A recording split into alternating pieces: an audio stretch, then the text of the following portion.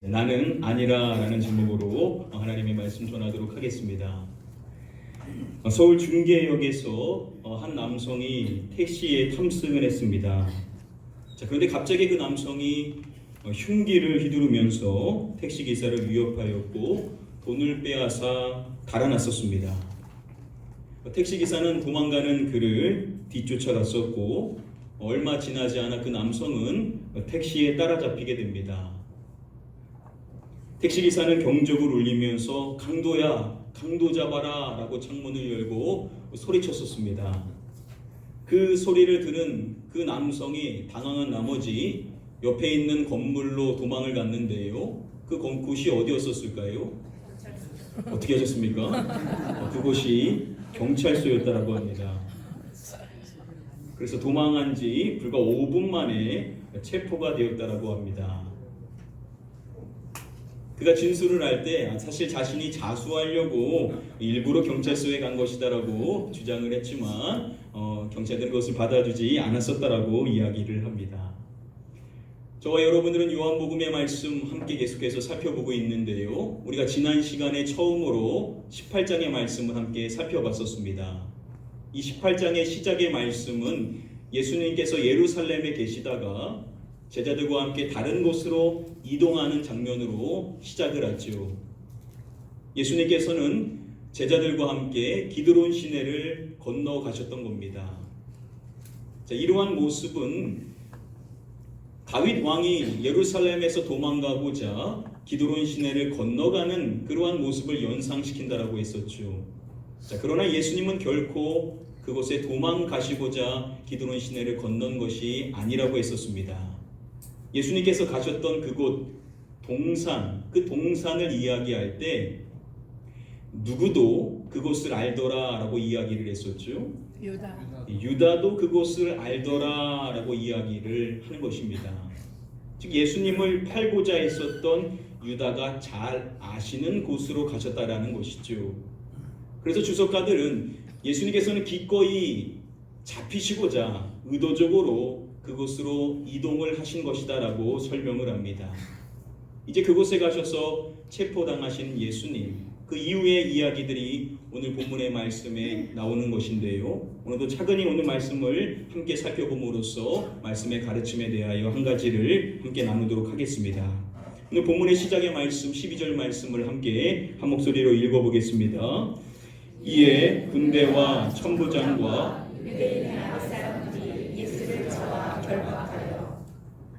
예수님께서 잡히셔서 결박당하시게 되시는 것입니다. 그렇게 예수님을 잡아 결박한 주체를 이야기할 때 먼저 군대를 이야기하죠. 이 군대는 로마 보병대로서 적게는 200명에서 많게는 600명의 규모를 이야기한다고 했었습니다. 그리고 말씀은 또한 천부장에 대하여서 이야기를 합니다.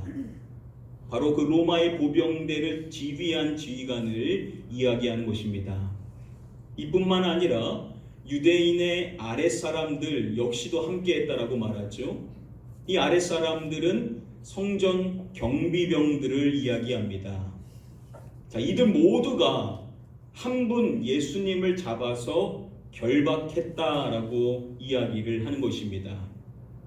그리고 이어지는 말씀을 보시면은 그들이 먼저 안나스에게로 예수님을 끌고 갔다라고 말씀은 이야기를 해줍니다. 이 안나스라는 인물은요, 주 6세기에 대제사장으로 임명이 되었다가 빌라도의 전임자였었던 발레리우스 그라투스에 의하여 주 15년에 퇴임을 당했습니다. 그가 이미 퇴임하였는데 그들은 예수님을 잡아서 먼저 그런 안나스에게 데리고 갔다라는 것입니다. 안나스 퇴임 이후에 누가 대제사장을 했는지를 좀 살펴보시면은요, 16년부터 17년에 안나스의 아들인 엘르아살이 대제사장이 됩니다. 그리고 건너뛰어서 37년에는요, 안나스의 또 다른 아들인 요나단이 대제사장이 됩니다. 그리고 이후 38년부터 41년 사이에는 그의 또 다른 아들인 테오빌로가 대제사장을 이어갑니다. 그리고 중간에 가장 긴 기간인 주 18년부터 37년까지 가장 긴 기간 동안 대제사장을 한 인물이 바로 가야바라는 사람입니다. 오늘 말씀에 보면 안나스에 대해서 말할 때 안나스는 그 해의 대제사장인 가야바의 장인이라고 이야기를 하죠. 가야바는 바로 안나스의 사위였던 것입니다. 안나스가 비록 퇴임은 했지만 그 이후에 그의 가족이 아주 오랜 기간 동안 대제사장직을 독차지했었던 것입니다. 어떻게 그럴 수가 있었는가? 바로 안나스의 권력 때문이었다라고 주석가들은 이야기를 합니다. 그래서 그를 칭할 때 실질적인 권력자였다라고 이야기를 하고 있습니다. 누가복음의 말씀에 보면요, 제사장이었었던 그 해의 제사장이었었던 가야바를 말하기 전에 먼저 누구를 말하냐면 안나스를 먼저 이야기합니다. 비록 안나스가 퇴임했지만 사람들은 실질적인 힘을 지닌 대제사장으로 여겼던 인물이 바로 안나스였다라는 거죠. 자, 그래서 사람들은 예수님을 잡아서 안나스에게 먼저 끌고 갔었던 겁니다. 오늘 말씀을 보면 그렇게 예수님께서 끌려가셨었던 그 안나스의 집에 예수님을 따라 함께 갔었던 두 사람이 있다라는 사실에 대하여 밝혀주고 있습니다. 첫 번째 사람은 바로 시몬 베드로고요. 두 번째 사람을 말할 때는 또 다른 제자 한 사람이라고 이야기를 해줍니다. 자, 이름을 밝혀주고 있지 않은 이 또 다른 제자 한 사람은 과연 누구냐라는 것이죠.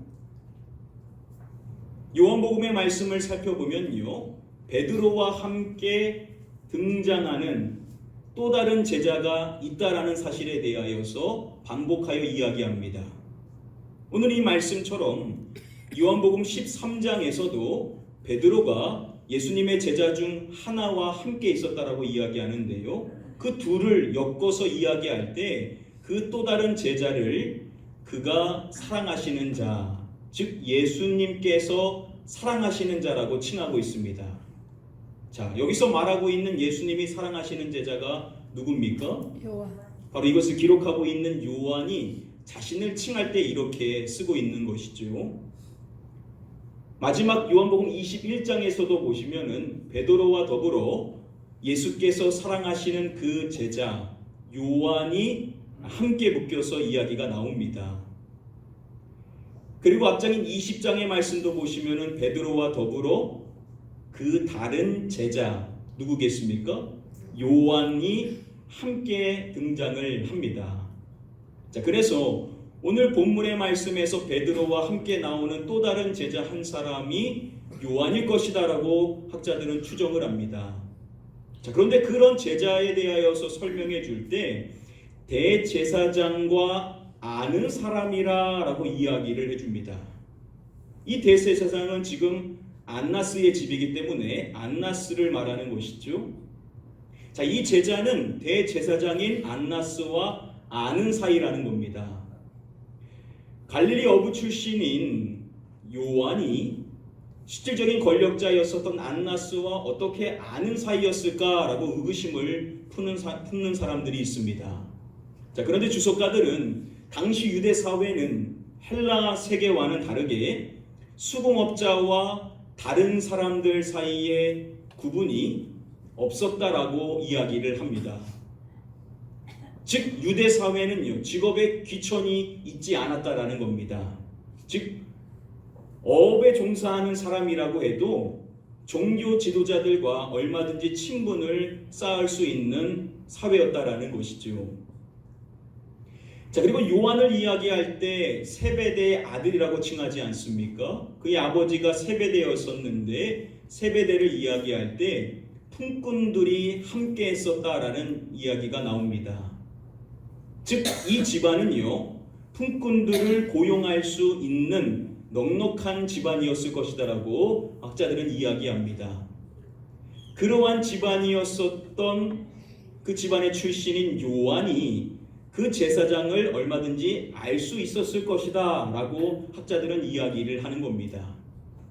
자, 그러한 제자를 이야기할 때 마지막에 보시면은 그러한 요한이 대제사장의 집들에 들어갔음을 이야기합니다. 대제사장 안나스와 안면이 있기 때문에 그의 집을 자연스럽게 들어갈 수가 있었다라는 것이겠죠. 자, 그런데 그와 함께 계셨던 베드로는 어떠했냐? 말씀해 보시면은 베드로는 문 밖에 서 있는지라라고 이야기를 해줍니다.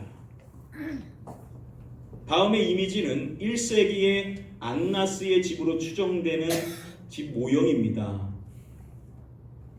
베드로는 그 안뜰에 들어가지를 못하고 문 밖에 서 있을 수밖에 없었다라는 겁니다. 자, 그런데 그가 그 안으로 들어가게 되는데요. 어떻게 들어가냐면 대제사장을 아는 그 다른 제자가 나가서 문 지키는 여자에게 말하여 베드로를 데리고 들어오니, 또 다른 그 제자가 문 지키는 여성에게 말을 함으로써 베드로를 안으로 들어올 수 있도록 했다라는 겁니다. 자, 이렇게 해서 오늘 본문의 말씀의 사건이 발생할 수 있었음을 밝혀주고 있는 것입니다. 자, 이어지는 오늘 본문의 말씀을 함께 한 목소리로 읽어보도록 하겠습니다. 문 지키는 여종이 베드로에게 말하되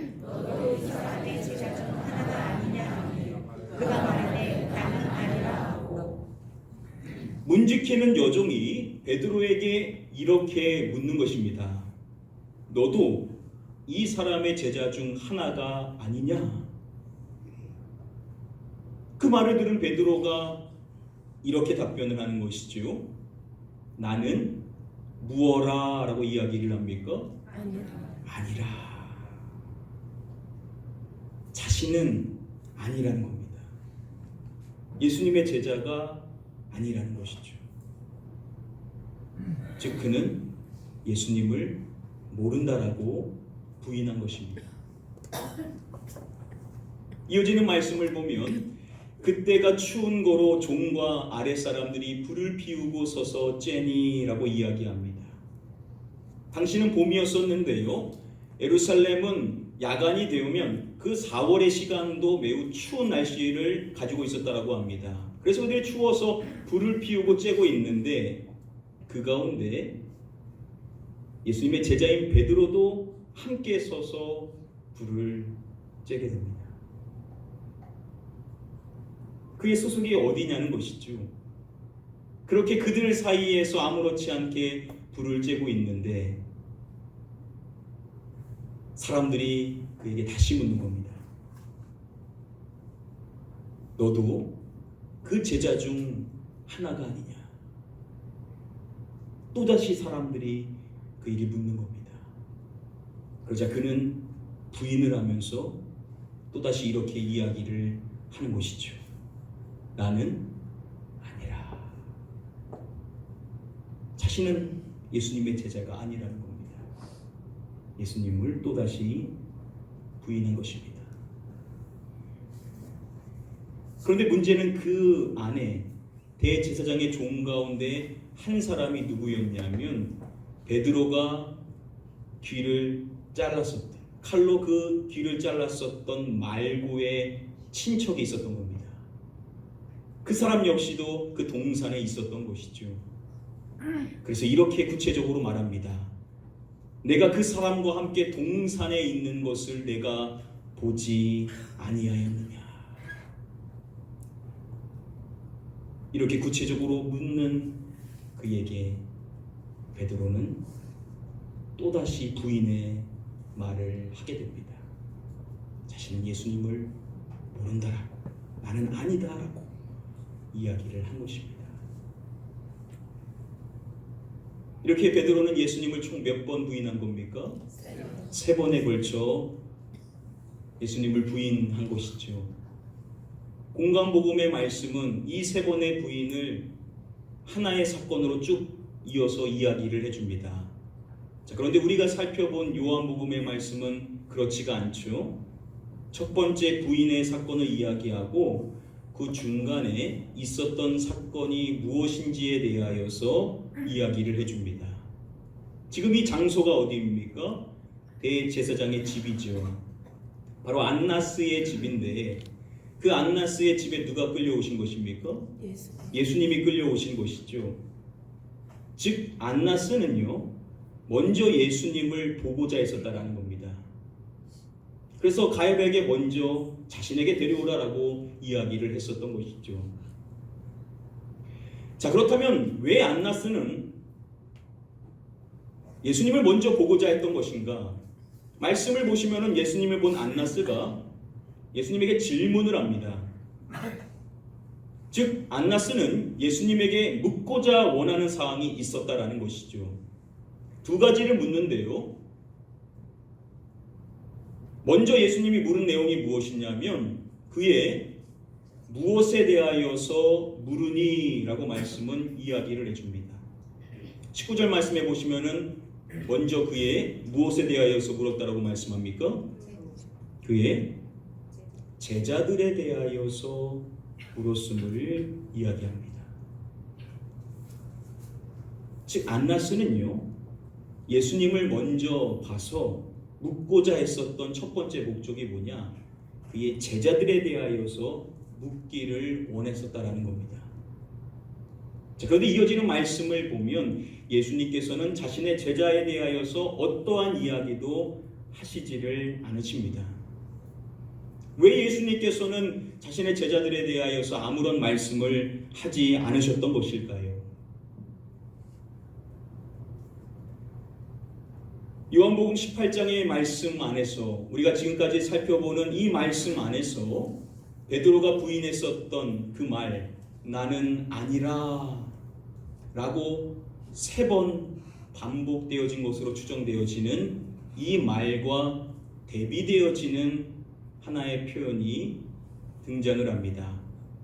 우리가 이미 살펴본 말씀 가운데 있었는데요. 예수님께서 자신을 잡으러 온 사람들한테 너희가 누구를 찾느냐라고 물으시죠. 그때 그들이 하는 답변이 나사렛 예수라라고 이야기를 한 것입니다. 자, 그렇게 말했었던 그 사람들에게 예수님께서 뭐라고 말씀을 하셨습니까? 내가 그니라 라고 예수님께서는 말씀을 하시죠. 그리고 이어지는 6절의 말씀을 보면 요한은 예수님이 하신 이 말씀 내가 그니라 라는 말씀에 대하여 다시금 이야기를 합니다. 그때 있었던 사건이 무엇인지를 밝혀주는 것이죠. 그리고 이어지는 7절을 보면 예수님이 다시금 그들에게 묻습니다. 누구를 찾느냐? 라고 또다시 물으시는 것입니다. 그러자 그들이 다시금 말하죠. 나사렛 예수라. 자, 그러한 그들에게 예수님께서 하셨던 말씀을 보시면은 너희에게 내가 그니라 하였으니 라고 말씀을 하심으로써 또다시 예수님은 어떠한 표현을 쓰시냐면 내가 그니라 라는 표현을 쓰시는 것입니다. 즉 베드로의 부인의 말 나는 아니라 라는 이 말씀과 대비되는 표현은 무엇이냐면 예수님께서 하셨던 말씀인 내가 그니라 라는 말씀이라는 것이죠. 예수님께서 내가 그니라 라고 하셨던 이 말씀을 통하여서 결국 마지막에 뭘 하시고 싶었던 것인가? 예수님이 마지막으로 이 말씀을 하시고 자신을 잡으러 온 그 수많은 사람들한테 예수님께서 이렇게 명령을 하십니다. 나를 찾거든 이 누구가 가는 것은 용납하라 라고 말씀을 하십니다. 나를 찾거든 이 사람들이 가는 것은 용납하라 라고 명령을 하시는 것입니다. 자, 여기서 말하는 이 사람들은 당연히 누구겠습니까? 예수님의 제자들을 칭하는 것이죠. 예수님께서는 자신의 제자들이 가는 것을 용납하라라고 말씀을 하시는 것입니다. 스와틀리 교수는 이것을 이렇게 풀어서 설명을 합니다. 나를 잡아가라. 너희가 찾는 것은 나다. 하지만 이 사람들은 놓아주라. 공간복음의 말씀은 그들이 도망갔다라고 말하지만 그들이 무슨 수로 그 수많은 사람들을 피해 도망갈 수가 있었겠냐라는 거죠.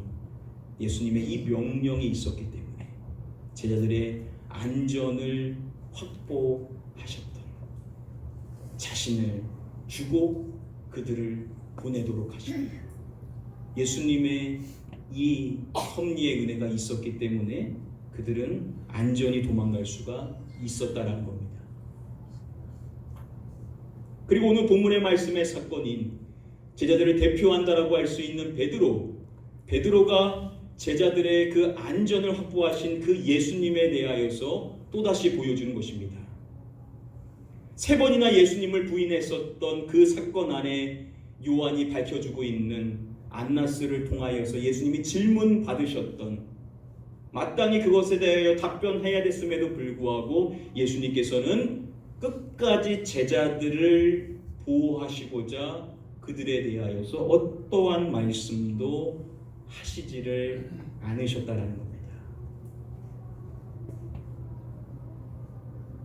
자, 그래서 주석가들은 우리가 살펴본 요한복음 18장 1절부터 27절까지의 말씀이 우리에게 나타내주고 있는 예수님은 과연 어떠한 분이신가, 이것을 설명할 때 예수님께서 요한복음 10장의 말씀에서 하셨던 말씀을 이야기합니다.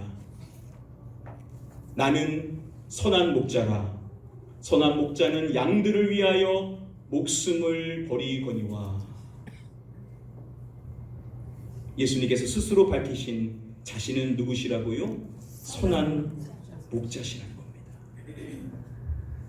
그분은 자신의 양들을 위하여서 목숨을 버리면서까지 양들을 지켜주시는 선한 목자가 되신다는 겁니다. 바로 요한복음 18장 말씀이 제자들의 안전을 보호해주는, 끝까지 그들에 대하여 말씀하지 않으시는 예수님, 그분은 어떠한 분이시냐? 바로 우리의 선한 목자가 되시는, 우리를 끝까지 지켜주시고자 하시는, 자신이 죽음으로 몰아가는 그 순간까지도 자신의 제자들을 지켜주시고자 하시는 선한 목자가 되신다라는 사실을 우리에게 말씀해 주신다라는 겁니다.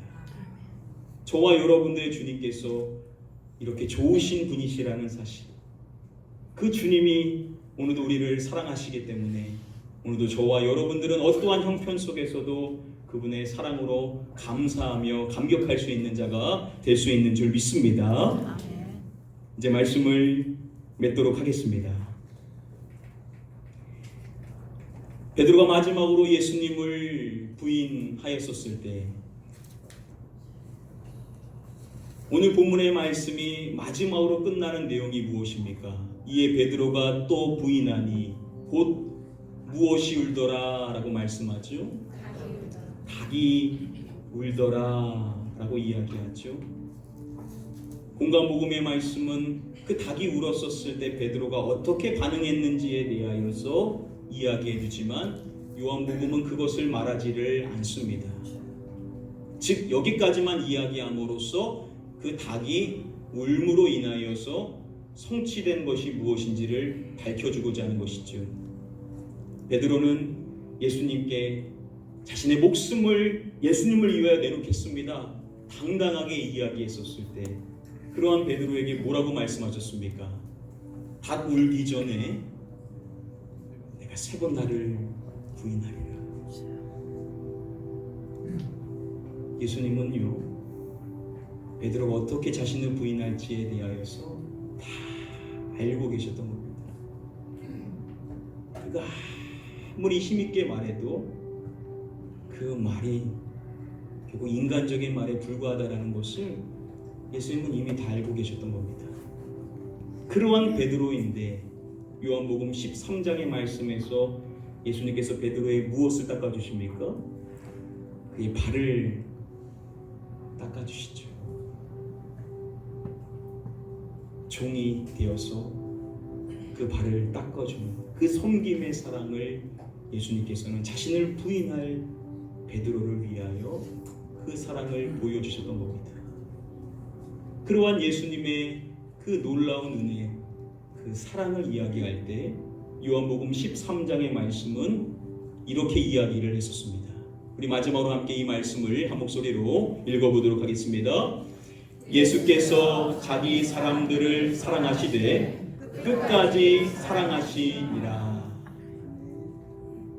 예수님께서는 자기 사람들을 사랑하신다는 겁니다.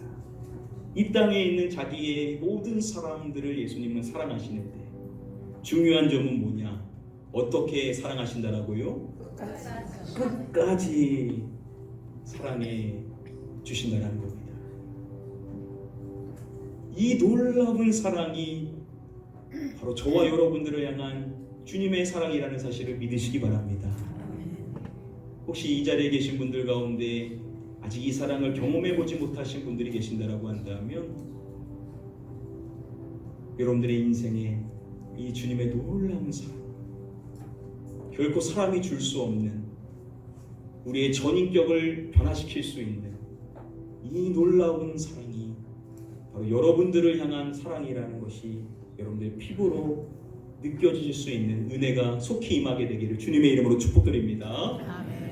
이 사랑을 이미 경험해 보시고 감격하셨던 분들이 계신데 혹시나도 이 사랑의 감격을 잃었다라고 한다면 여러분들이 다시금 이 사랑의 감격을 회복하여서 주님을 향한 이 첫사랑, 그 사랑 때문에 여러분들 어떻게 사셨습니까?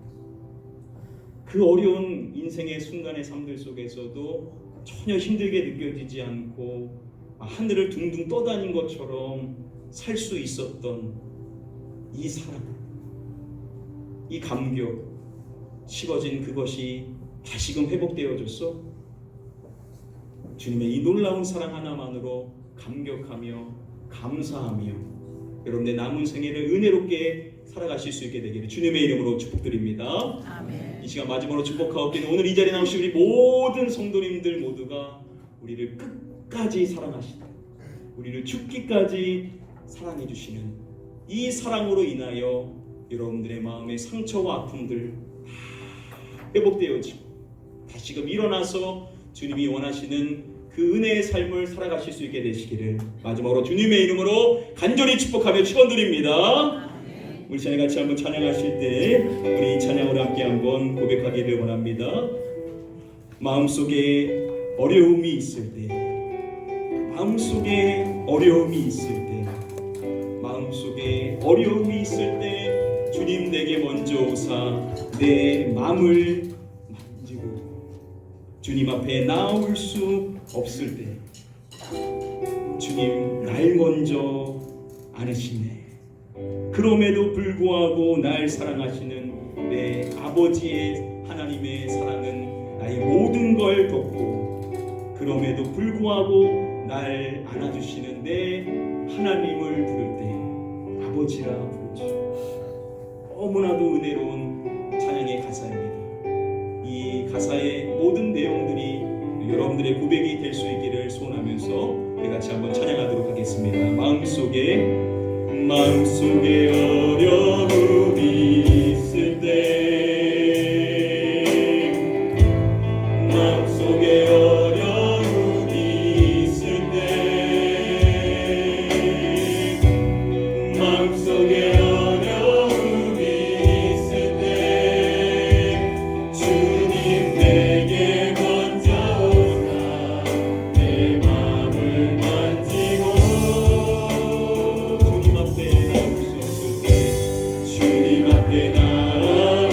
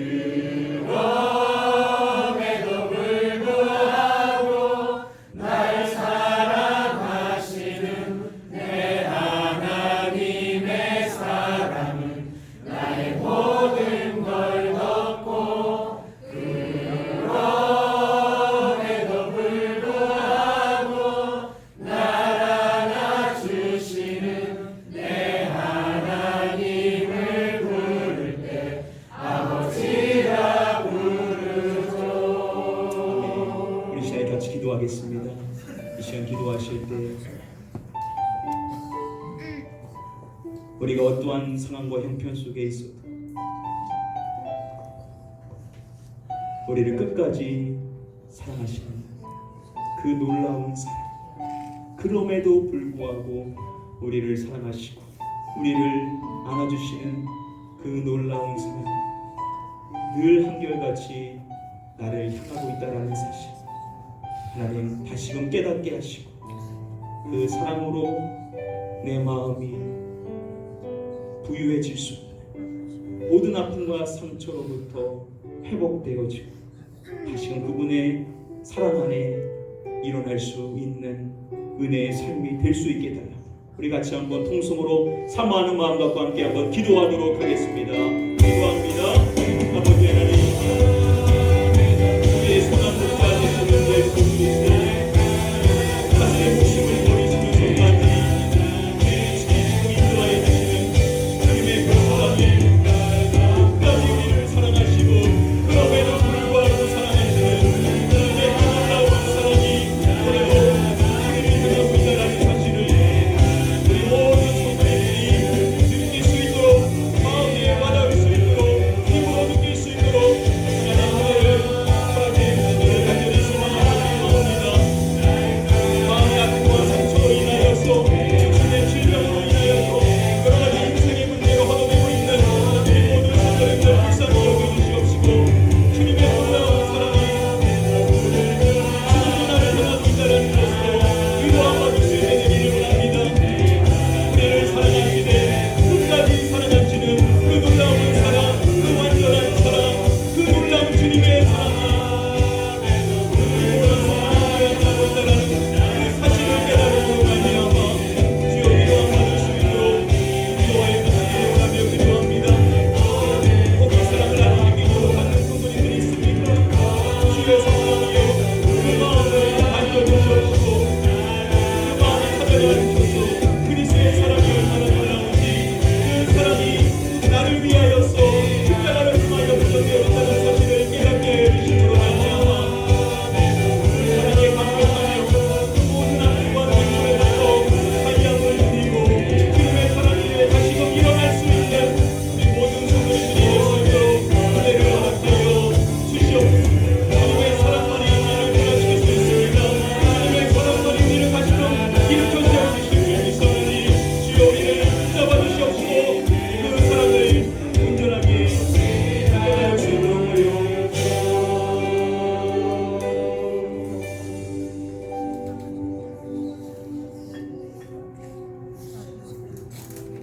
아버지 하나님,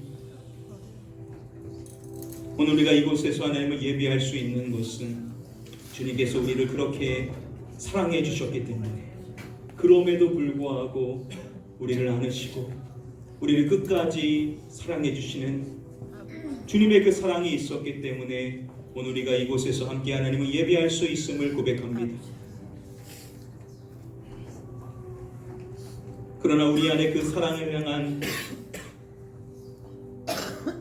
감격이 혹 식어져 있지는 않은지 우리의 마음을 돌아볼 때 주여 다른 것이 문제가 아니라 다른 환경이 문제가 아니라 우리 주님의 그 사랑이 얼마나 놀라운지를 우리가 잊어버리고 그 사랑의 감격이 식어졌기 때문에 우리의 마음이 아픔과 고통과 어려움 가운데 있지는 않은지 주여 우리를 돌아볼 때 우리에게 필요한 것은 다른 어떤 것이 아니라 주님의 그 놀라운 사랑을 향한 우리의 마음이 다시금 회복되어졌어. 우리를 한결같이 그렇게 사랑하시는 그 사랑을 깨닫고 그 사랑으로 인하여 다시금 일어날 수 있는 이전에는 우리 모든 성도님들이 다 되게 하여 주시옵소서. 혹시라도 이 사랑을 아직 누려보지 못하신 성도님들 계시다라고 한다면 성령님 그 마음을 만지시고 예수 그리스도의 그 십자가가 바로 나를 위한 사건이었음이 깨달아짐으로 말미암아 그 사랑을 느끼게 하시고 그 사랑에 감격하게 하시고 그 사랑으로 인하여 모든 아픔과 상처가 회복되어지는 놀라운 은혜가 임하게 하여 주시옵소서. 오늘 이 자리에 있는 우리 모든 성도님들, 주님만이 아시는 그 상처와 아픔, 주님의 사랑으로 덮어주심으로 말미암아 다시금 일어나 주님의 은혜와 사랑을 전하며 살아갈 수 있는 주님의 능력의 제자들이 다 될 수 있도록 은혜 베풀어 주시옵소서. 믿고 감사드리오며 이 모든 말씀 우리의 구원자가 되시는 예수 그리스도의 이름으로 기도드립니다. 아멘.